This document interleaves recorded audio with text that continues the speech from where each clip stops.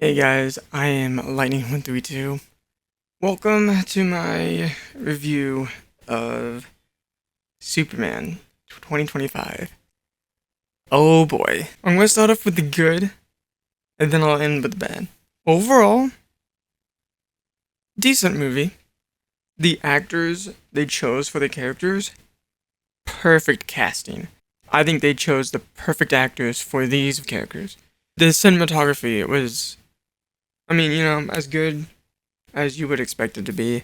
I feel like James Gunn really learned, I would say, from people who specialize in this kind of cinematography, and by that I mean framing with making it feel like a comic book.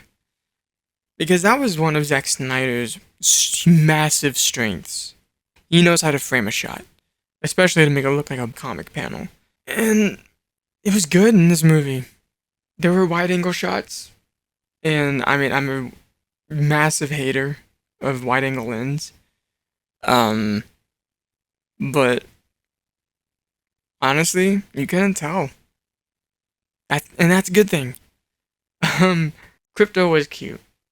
Crypto was cute. That's about it. The CGI, honestly, I still wish was better. It looks awful when you look at the marketing for it, but it wasn't terrible. Some of the costume designs I think were good. Some of them I think were terrible. So I said I loved the characters, like the actors they chose for the characters.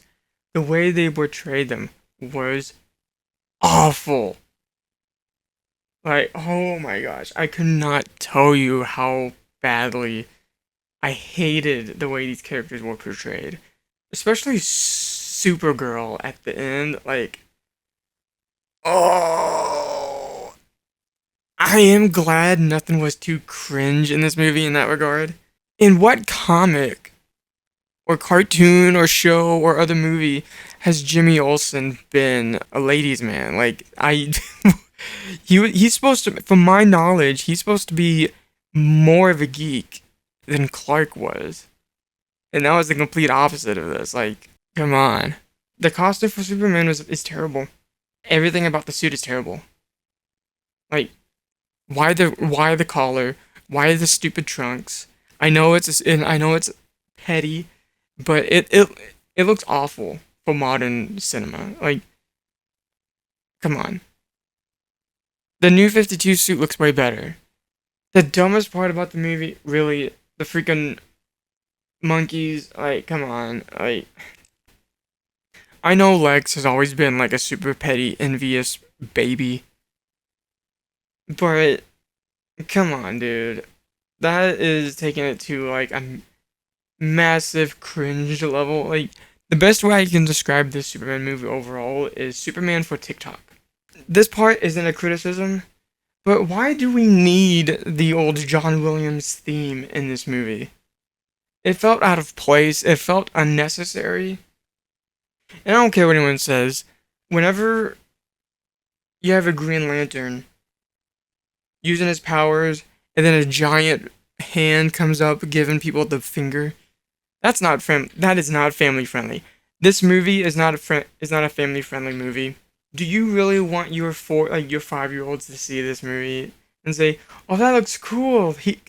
That's cool. The guy with the magic rings doing that. I want to start doing that." I will say that's only in one scene, thankfully. This is not a solo film. This should have been a solo film. It wasn't.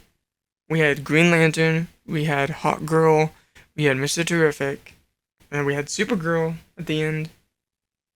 We had Crypto. It wasn't solo. I don't care what people say, like, "Oh, it's a solo Superman film." No, it's not. It's a team film. That's all James Gunn knows how to do. Oh my gosh, the story. The story was the worst part of it. They literally took stuff that is actually happening right now and put it in this movie. Batman vs. Superman is a very political story. But it's not Republicans versus Democrats. No one cares about that in movies. Like, no one wants to see that in the movies. We get enough of that in real life. So why did they have to put, oh yeah, Israel's really committing a genocide? You're an actual retard if you think that's what's going on. First off, Israel's not committing a genocide. Their sole goal is to eradicate terrorists like Hamas, the Houthis, whatever the third one is, I can't remember the name of now. The regime in Iran, they have literally said out of their own mouths, death to Israel, death to America. If you think they're the good guys, you're a retard. Israel is not the villain here. The whole Lex Luthor thing, them saying, I'm just glad like the whole world is in agreement now that he was the villain this whole time. Like, really? You're obviously talking about Trump. If he was a dictator, then no one would have freedom of speech right now. The fact that everyone is able to, quote unquote, protest, riot, they were in LA, I don't think they are anymore, shows that he's not a tyrant, because a tyrant would have put a stop to that immediately. Also, if you actually did your research and stopped believing what the left-leaning media says, then you would know Israel is not committing a genocide. Israel is killing terrorists that are hiding behind civilians. That's not Israel's fault. I don't even know if I would call it subliminal messaging, because it's pretty obvious what they're trying to say. And if you're going to be one of those people who say, well, then that must be what you really believe. Like, no, it's obvious. James Gunn is as much of a Democrat as Zack Snyder is. But Zack Snyder didn't put that stuff in his DC films. Why do we want real-world politics in fictional movies? Especially if they're as biased as this was. Like, come on. That's the whole reason why Snow White flopped so hard. It doesn't make sense to me.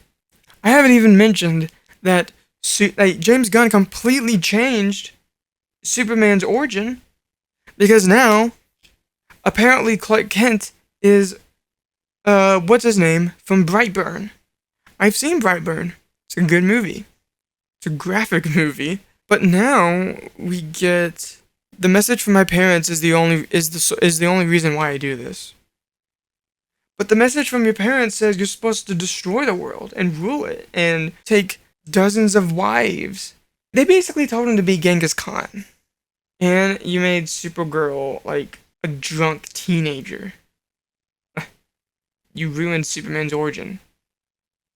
Just because you wanted to. Don't get me wrong. You can tell this movie has a lot of heart in it. And that's one of the things I appreciate about it. But all of the bad things outweigh the good. And that's why I rated it a 4 out of 10.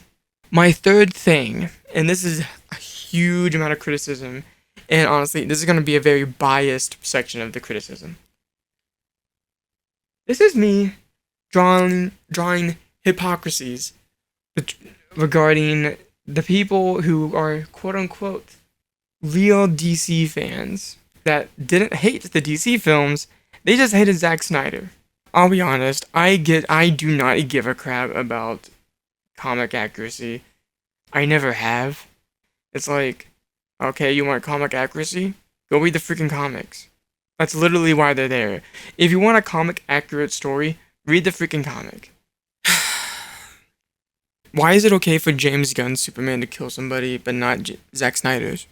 Why is it okay for James Gunn's Superman to punch a human in the face and knock their teeth out, but it's not okay for Zack Snyder's Superman to do that? Why is it okay for James Gunn's Lex Luthor to be a radical, but it's not okay for Zack Snyder's Lex Luthor to do that? Like, why is there a double standard? This is supposed to be a movie review. I know. And I am reviewing the movies. I'm comparing it to other Superman movies. I'm comparing the director to other Superman directors. Am I biased? Maybe. The thing is, though, I love Superman. The original Christopher Reeves, one of the best superhero films ever made. The Superman Returns, one of my favorite superhero films ever made. Some of the DC animated movies for Superman, I love those. Man of Steel, my all-time favorite superhero film. Nothing can top Man of Steel for me. If you don't want to spend money on it, but you have HBO Max, watch it on there. Otherwise, it'll be out on 4K. It's already available for pre-order on Amazon. So, personally though, it's not worth the money. And I hate saying that about any movie. It's not worth the money to see it in theaters. Anyways, it's gonna be a crazy few weeks to see what happens with the future of DC. We'll see how it goes. Anywho, if you guys want to see more content like this, get subscribed, hit the notifications button, share this with your friends on Facebook, X, Instagram. Well, don't really think you can do that with Instagram, but Discord, Threads. Share it on all the socials. Hope you all have a good day or night. See you next time.